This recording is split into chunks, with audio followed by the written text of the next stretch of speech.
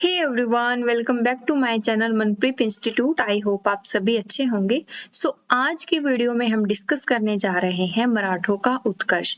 मराठों का उत्कर्ष एक बहुत बड़ा टॉपिक अपने आप में रहता है, क्योंकि इसमें बहुत सारा जो है व्यक्तित्व थे जिनका उनका रोल रहा है। लेकिन इससे पहले हमारे पास जो मध्यकालीन भारत की हिस्ट्री रही है उसमें काफी जो है दिल्ली सल्तनत के काफी वंश चलते हैं। 5 वंश दिल्ली सल्तनत के चलते हैं। तो अब फिर दिल्ली सल्तनत की जो एंड होती है उसके बाद हमारा मुगल वंश आ जाता है। मुगलों का जो है इंडिया पर राज होना शुरू हो जाता है। उसके बाद मुगलों का एंड होने के बाद हमारे पास मराठे आ जाते हैं। वो किस प्रकार अपना शासन आगे बढ़ाते हैं, अपना साम्राज्य आगे बढ़ाते हैं, उसके बारे में आज हम इस पर्टिकुलर वीडियो में डिस्कस करेंगे। तो आप एंड तक जरूर बने रहें।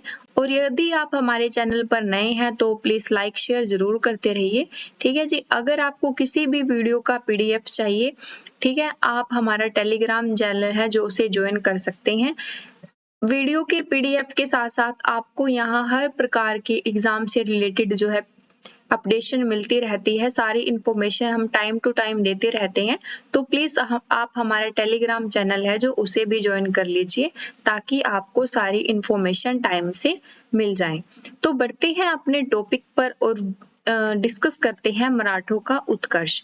देखिए, मराठों का उत्कर्ष मैंने आपको बताया है कि ये अपने आप में बहुत ज्यादा बड़ा टॉपिक है।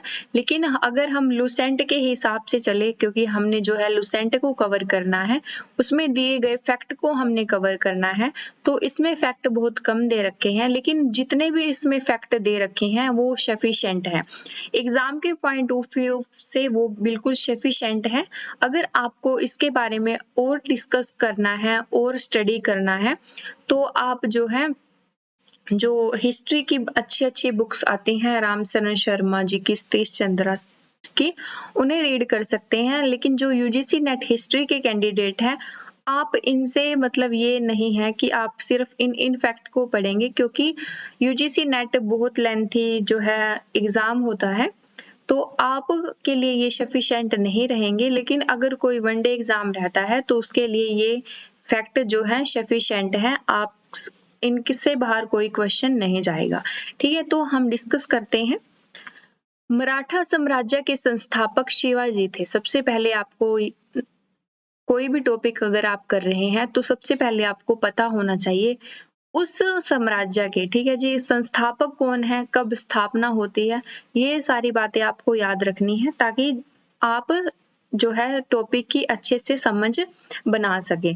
तो जो मराठा साम्राज्य के जो संस्थापक रहे हैं वो कौन रहे हैं, हमारे शिवाजी रहे हैं।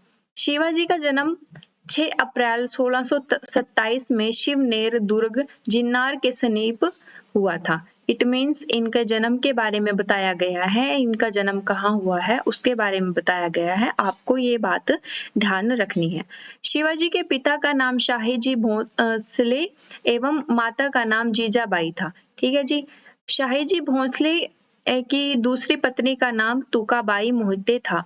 शिवाजी के गुरु कौन देव थे। ठीक है, ये शिवाजी के बारे में इन्होंने जो है फैक्ट दिए हुए हैं, आपको ध्यान रखने हैं, ताकि आपकी एक अच्छी समझ जो है मराठों को लेकर या उनके संस्थापक को लेकर अच्छे से बन जाए। ठीक है, आगे बात करते हैं हम।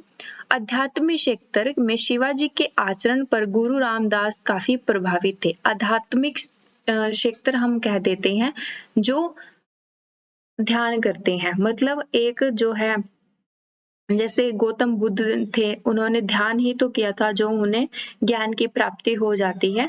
इसलिए जो आध्यात्मिक क्षेत्र था, तो उसमें शिवाजी के जो गुरु थे वो कौन थे, रामदास थे, जिनसे वो काफी प्रभावित थे। शिवाजी का विवाह साई बाई बल्सल से 1640 ईस्वी में हो जाता है। ठीक है जी। इनकी आपको वाइफ का भी नाम याद रखना है और किस सन में होता है वो भी आपको ध्यान रखना है।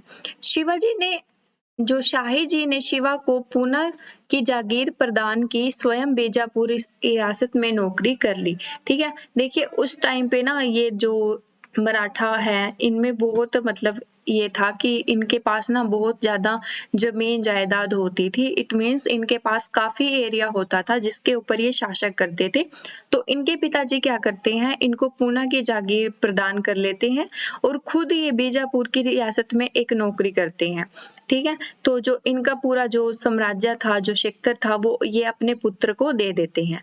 अपने सैन्य अभियान के अंतर्गत 1644 ईस्वी में शिवाजी ने प्रथम बीजापुर के तोनार नामक पहाड़ी किले पर अधिकार किया था। ठीक है, आपको ये भी याद रखना है कि उन्होंने, देखिए ये ना हम फैक्ट याद नहीं रखते क्योंकि हमें लगता है कि ये बोर फैक्ट है। ठीक है, बोरिंग करेंगे हमें, लेकिन ना एग्जामिनर क्या करता है, जिस कंसेप्ट को बच्चे नहीं पढ़ते हैं, स्टूडेंट नहीं पढ़ते हैं, ये वहीं से क्वेश्चन बना लेते हैं क्योंकि उन्हें भी पता है ये फैक्ट बोरिंग है। ठीक है, और कैंडिडेट को तो पता ही है ये फैक्ट जो है बोरिंग लग रहा है।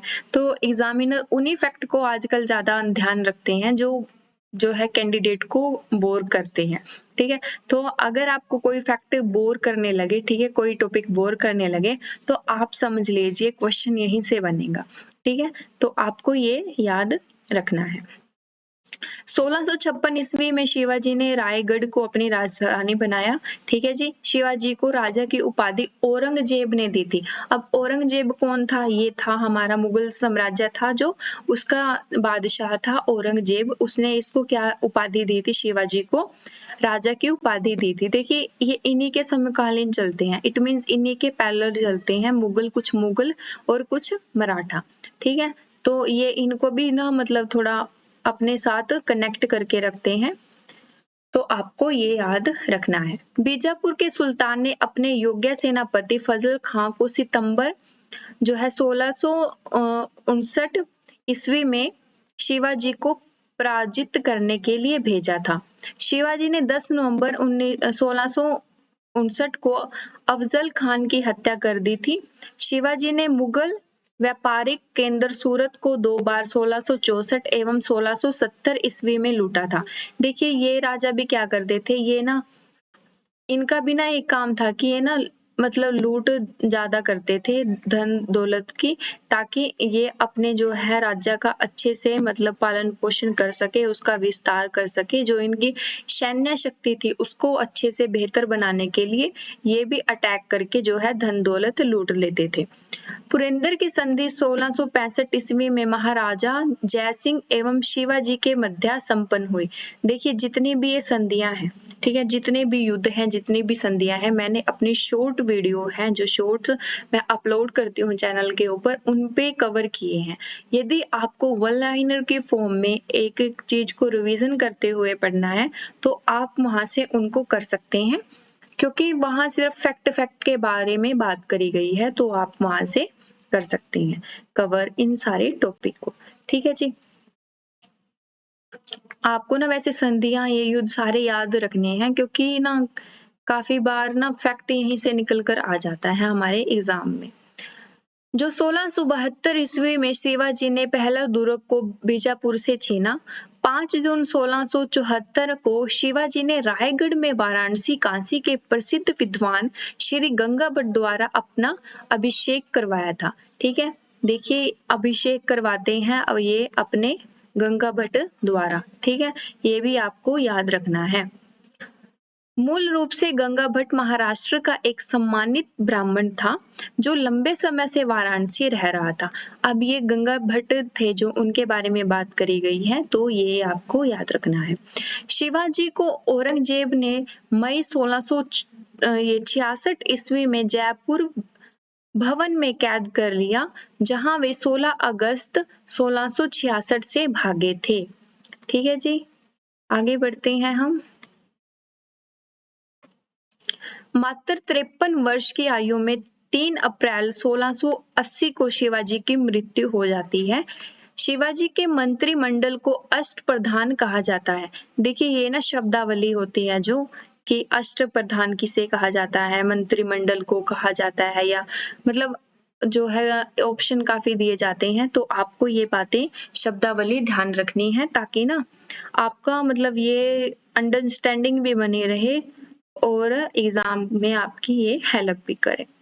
अष्टप्रधान में पेशवा का पद सर्वाधिक महत्वपूर्ण एवं सम्मान का होता था। शिवाजी ने दरबार में मराठी को भाषा के रूप में प्रयोग किया था।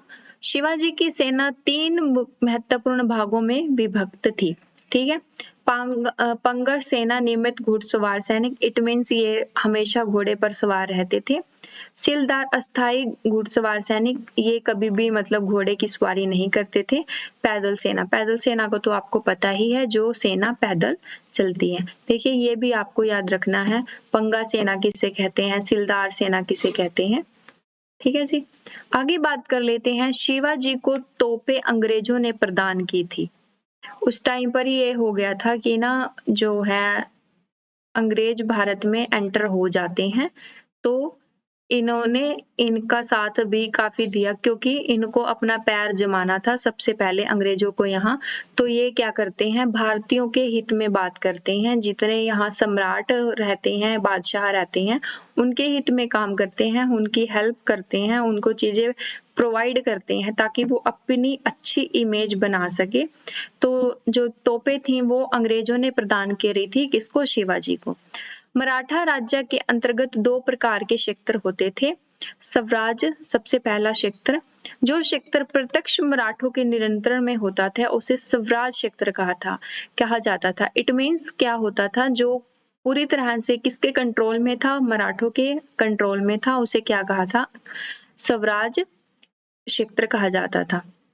मुक्ततई मुल्क एवं कदीम, यह क्षेत्र था जिसमें चौथ एवं सरदेश मुखी वसूल करते थे। मतलब ये होता था इसमें कि जो टैक्स होता था वो कलेक्ट किया जाता था।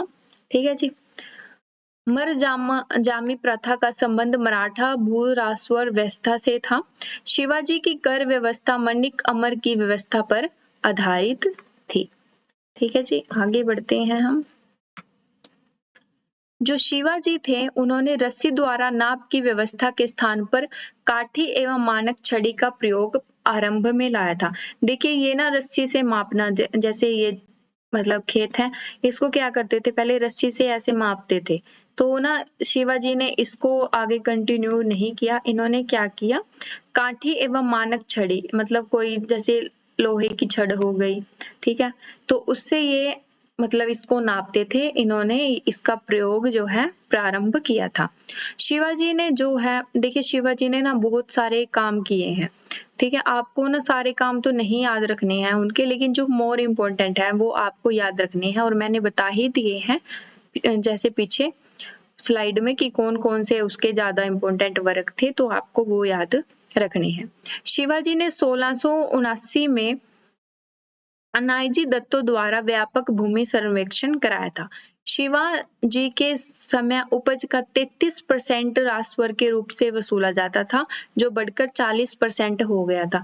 मतलब ये होता था कि अगर ये मतलब फसल हुई है, ठीक है जी, तो इसका 33% जो है मतलब कर के रूप में जो है राज्य को दिया जाता था या वसूला जाता था, और उसके बाद ये कितना हो गया, 33 से 40% हो जाता है। आगे बात कर लेते हैं शिवाजी के उत्तराधिकारी। शिवाजी का उत्तराधिकारी संभाजी था। संभाजी ने उज्जैन के हिंदी एवं संस्कृति के विद्वान कवि क्लेश को अपना सलाहकार नियुक्त किया था। देखिए ये ना इसके जो है शिवाजी के जो उत्तराधिकारी हैं, इनको ना मतलब काफी नॉलेज थी जो है इसके बारे में, साम्राज्य के बारे में, है ना, और इन्होंने काफी बुक्स पढ़ी थी, इन्होंने काफी स्टडी की थी। तो ना ये बहुत अच्छा काम करते हैं अपने राज्य में। मतलब ये है कि अपने जो फादर हैं उनके मतलब उनके द्वारा किए गए कार्यों को ये आगे बढ़ाते हैं। तो ये आपको इनके बारे में भी अच्छे से पढ़ना है, स्टडी करना है। मार्च 1679 ईस्वी को मुगल सेनापति बरबक खान ने संगमेश में छिपे हुए संभाजी एवं कलिकलेश्वर को गिरफ्तार कर लिया और उनकी हत्या कर दी थी। संभाजी के बाद देखिए इनकी हत्या भी हो जाती है, ठीक है, बहुत जल्दी इनकी हत्या हो जाती है, लेकिन ये काम अच्छी खासा करते हैं। राजा राम को नए छत्रपति के रूप में राज्याभिषेक करवाया गया था। राजा राम ने अपनी दूसरी राजधानी सितारा को बनाया था। ठीक है, आगे बात कर लेते हैं। राजा राम मुगलों के संघर्ष करता हुआ जो 2 मार्च 1700 में मारा गया था। ठीक है, मैंने अभी आपको बताया था कि जो मुगल साम्राज्य था और जो मराठा साम्राज्य था, ये एक दूसरे के समकालीन थे। ठीक है, एक दूसरे के साथ इनका मतभेद था, इनके साथ युद्ध होते थे, तो एक दूसरे के समकालीन थे ये। राजा राम की मृत्यु के बाद उनकी विधवा पत्नी ताराबाई अपने 4 वर्षीय पुत्र शिवाजी द्वितीय द्वारा राज्याभिषेक करवाकर मराठा साम्राज्य की वास्तविक संरक्षा बनी। इट मीन्स यहाँ पर फीमेल है जो वो वर्क करती है। 1707 ईस्वी में औरंगजेब की मृत्यु के बाद संभाजी के पुत्र शाहू, जो औरंगजेब के कब्जे में था, भोपाल के निकट के मुगल शिविर से वापस महाराष्ट्र आ जाता है। और ये 1707 ईस्वी में क्या औरंगजेब की मृत्यु हो जाती है। शाहू एवं ताराबाई के बीच 1707 ईस्वी में खेड़ा का युद्ध हुआ, जिसे शाहू विजय हुआ था। जिस युद्ध में क्या होता है, शाहू विजय हो जाता है। आगे बात कर लेते हैं। शाहू ने 22 जनवरी 1708 को सितारा में अपना राज्याभिषेक करवाया। शाहू के नेतृत्व में नवीन मराठा साम्राज्यवाद के प्रत्यक्ष पेशवा लोग थे, जो शाहू के पैतृक प्रधानमंत्री थे। देखिए, फैक्ट है, फैक्ट मैं ये आपको रीड करा रही हूँ। अगर कहीं समझाने की बात हुई, कोई मतलब शब्दावली है जो उसको समझाने की बात हुई, वो मैं आपको एक्सप्लेन कर दूंगी। अदरवाइज आपको फैक्ट पर ध्यान रखना है। पेशवा पद पहले पेशवा के साथ ही वंशागत हो गया था। इट मीन्स वंशागत का मतलब ये होता है कि राजा का बेटा ही राजा ही बनेगा, चाहे अदर किसी पर्सन में उससे ज्यादा क्वालिटी हो, उसको माना नहीं जाएगा। सिर्फ राजा का बेटा ही आगे राजा बनेगा। ठीक है जी, ये पद्धति उसमें अपनाई गई थी। पेशवा पुणे में रहता था। 1713 ईस्वी में शाहू ने जो है बालाजी जो है विश्वनाथ को पेशवा बनाया था। इनकी मृत्यु 1720 में हुई। इसके बाद पेशवा बाजीराम प्रथम हुए। ठीक है जी, आगे बात कर लेते हैं। पालखेड़ा युद्ध। पालखेड़ा युद्ध आपका कब होता है? 7 मार्च 1728 ईस्वी में बाजीराम प्रथम एवं निजाम उल मुल्क के बीच होता है, जिसमें निजाम की हार हुई। निजाम के साथ मुंगी विशा गांव की संधि हो जाती है। देखिए, संधियां मोर इम्पोर्टेंट है, ये भी इम्पोर्टेंट है किसके बीच में होती है। सारा शॉर्ट वीडियो में कवर है, आप वहां से रिवीजन कर सकते हैं। दिल्ली पर आक्रमण करने वाला प्रथम पेशवा बाजीराव प्रथम था, जिसने 29 मार्च 1737 को दिल्ली पर धावा बोला था। उस समय मुगल सम्राट मोहम्मद शाह दिल्ली छोड़ने के लिए तैयार हो गया था। अब ये दिल्ली छोड़ने के लिए तैयार इसलिए हो गए थे क्योंकि ना देखो, चारों तरफ से अटैक हो रहे थे। मतलब ये था कि अब दिल्ली इनके हाथों से जाने ही वाली थी, तो इन्होंने निर्णय लिया था कि ये खुद दिल्ली को छोड़ देंगे। बाजीराव मस्तानी नामक महिला से संबंध होने के कारण यह चर्चित रहा। ठीक है जी। 1740 ईस्वी में बाजीराव प्रथम की मृत्यु हो जाती है। बाजीराव प्रथम की मृत्यु के बाद बाजीराव 1740 ईस्वी में पेशवा बन जाता है। 1750 ईस्वी में संगोला संधि के बाद पेशवा के हाथ में सारे अधिकार सुरक्षित हो जाते हैं। बालाजी बाजीराव और नाना साहब के नाम से भी जाना जाता है। इसकी संधि इलाहाबाद के निजाम एवं बालाजी बाजीराव के मध्य हुई। देखिए, जो ना ये था मराठा का उत्कर्ष टॉपिक, इसमें ना सबसे ज्यादा ना संधियां इंपॉर्टेंट है कि कौन सी संधि किसके बीच में हुई थी। ठीक है, और किस सन में हुई थी, ये आपको ज्यादा ध्यान रखना है। बालाजी बाजीराव के जो है समय में ही पानीपत का तृतीय युद्ध ये होता है, मतलब थर्ड युद्ध होता है पानीपत का। 14 जनवरी 1761 में हुआ, जिसमें मराठों की क्या हो जाती है, हार। इस हार को न सह पाने के कारण बालाजी की मृत्यु 1761 में हो जाती है। माधवराव नारायण प्रथम 1761 में पेशवा बना। इसने मराठों की खोई हुई प्रतिष्ठा को पुनः प्राप्त करने का प्रयास किया। माधवराव ने ईस्ट इंडिया कंपनी की पेंशन पर रह रहे मुगल बादशाह को आलम सेकंड को पुनः दिल्ली पर बिठा दिया था। ठीक है जी, ये मतलब कोई दिल्ली को खुद छोड़ना चाहता है, कोई किसी को हटा रहा है, इसमें ना सिर्फ यही होता है। लेकिन मैंने आपको बता दिया कि इसमें ना मोर इम्पोर्टेंट है आपकी संधियां। संधियां आपको याद रखनी है किसके बीच में होती है और किस सन में होती है, ठीक है। और इसमें ज्यादा कुछ इतना है नहीं। पेशवा नारायण 1772-73 की हत्या उसके चाचा रघुनाथ राव के द्वारा कर दी गई। पेशवा माधवराव नारायण द्वितीय के अल्प आयु के कारण मराठा राज्य की देखरेख में जो है रहता है और बार भाई सभा नाम की 12 सदस्यों की एक परिषद बनाई जाती है या कराई जाती है। इस परिषद के 2 महत्वपूर्ण सदस्य थे, महादजी में सिंधिया एवं नाना फडणवीस। नाना फडणवीस का मूल नाम बालाजी जनार्दन भानु था। अंग्रेज जेम्स ग्रांट डफ ने इसमें मराठा का मैकालवली कराया था या कहा गया था। जो है अंतिम पेशवा राघोवा का पुत्र बाजीराव द्वितीय था, जो अंग्रेजों की सहायता से पेशवा बना था। मराठों के पतन में सर्वाधिक योगदान इसी का था। यह सहायक संधि स्वीकार करने वाला प्रथम मराठा सरदार था जिसने सहायक संधि स्वीकार की थी। सहायक संधि क्या होती है? सहायक संधि होती है कि ना मतलब थोड़ी सी हेल्प वो करेंगे जिनके साथ संधि हुई है और इसके जो संधि में इंक्लूड है, ठीक है, मतलब आपस में एक दूसरे की हेल्प करेंगे। 1776 में पुरंदर की संधि होती है। इसके तहत कंपनी ने रघुनाथ राव के समर्थन को वापस ले लिया था।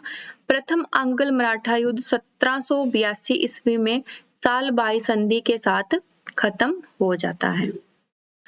देखिए ये आगे ना प्रथम आंग्ल मराठा युद्ध, द्वितीय मंगल मराठा युद्ध, इनसे क्वेश्चन पूछ लिए जाते हैं कि ये कब कब हुए, तो आपको ये याद रखने हैं। द्वितीय आंग्ल मराठा युद्ध 1803-5 में हुआ। इसमें भोंसले नागपुर में अंग्रेजों को चुनौती दी। इसके फलस्वरूप 7 सितंबर 1803 को देव गांव की संधि होती है। तृतीय आंग्ल मराठा युद्ध होता है हमारा 1817 से 19 के बीच में। इस युद्ध के बाद मराठा युद्ध को जो है शक्ति को पेशवा के वंशावृत पद को समाप्त कर दिया था। मतलब इस संधि से ना ये हो गया था कि अब राजा का बेटा राजा नहीं बनेगा, अदर पर्सन है, अगर उसमें ज्यादा क्वालिटी है तो आप उसको बना सकते हैं राजा। पेशवा बाजीराव द्वितीय के कोरगांव एवं अष्टी के युद्ध में हारने के बाद फरवरी 1818 में मेलकम के सम्मुख आत्मसमर्पण कर दिया। और जो बाजीराव द्वितीय है 1853 में इनकी मृत्यु हो जाती है। देखिए ये मैंने ना एक टेबल बनाई है जिसमें सारी संधियां कंप्लीट है। वैसे तो फैक्ट बीच में भी थे हमारी संधियां, लेकिन ये आपको याद रखनी है, ठीक है। संधियां ही एग्जाम में पूछ ली जाती हैं, तो ये आप टेबल अच्छे से कर लेना। मैंने सारी संधियां आपको कवर करा दी है, यहाँ से आप कवर कर लेना। तो देखिए ये थी आज की वीडियो। आई होप आपको वीडियो अच्छी लगी होगी।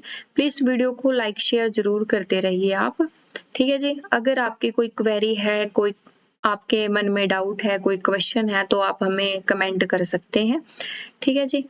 और आप हमारा टेलीग्राम चैनल है उसे भी ज्वाइन कर लीजिए ताकि आपको ये सारे PDF वहां पर मिल जाए।